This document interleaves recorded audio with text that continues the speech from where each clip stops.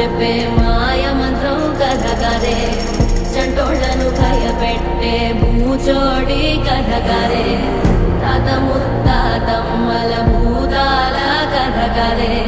విక్రమాదిత్యుడు చెప్పిన వేదాళుడి కథ కదే దీపము నుండి బియ్యం వచ్చే అల్లావుద్దీన్ కథ కదే ఇది ముడత చర్మం ముసలి చెప్పే కథ లాంటి నిజమే